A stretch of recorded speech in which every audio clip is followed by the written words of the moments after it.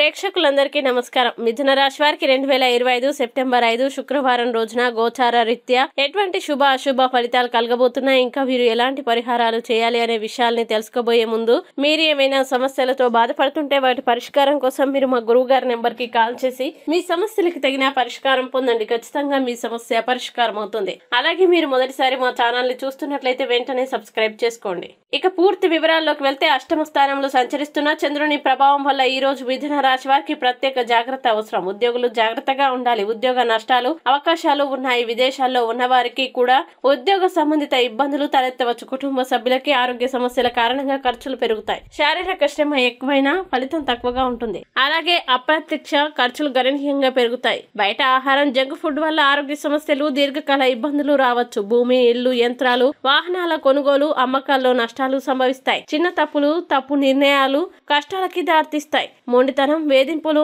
పనిపై దృష్టి తగ్గడం, అలసత్వం పెరగడం, వాయిదా వేయడం వల్ల ఇబ్బందులు వస్తాయి. కుటుంబ ఖర్చులు పెరుగుతాయి. స్థిరాస్తి వివాదాలు, భూస్వామ్య వ్యాపారాల్లో నష్టాలు, భార్య భర్తల మధ్య తగాదాలు, విశ్వాస భంగం, దురదృష్టం కనిపిస్తాయి. ఆదాయం తగినంతగా లేక అప్పులు పెరుగుతాయి. కొత్త రుణాలు తీసుకోవలసి రావచ్చు. కుటుంబ తగాదాలు, అసూయ వల్ల మానసిక అసంతృప్తి పెరుగుతుంది. ఉపాధ్యాయులకి ఆరోగ్య సమస్యలు, విద్యార్థులకి చదువుల్లో ఆటంకాలు ఏర్పడతాయి. ఉద్యోగులు జీతాలు తగినంత లేకపోవడం, శ్రమకు తగిన ఫలితం రాకపోవడం వల్ల ఉద్యోగ మార్పు ఆలోచిస్తారు.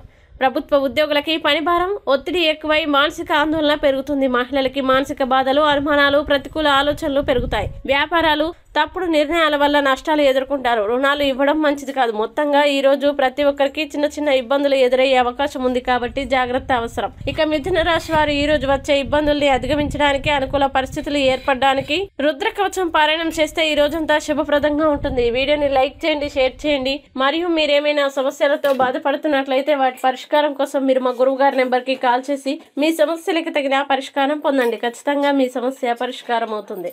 ఇంకా మీరు అనుకున్నటువంటి అన్ని పనుల్లో అంతా మంచి జరగాలని కోరుకుంటూ సర్వేజన సుఖినో భవంతు.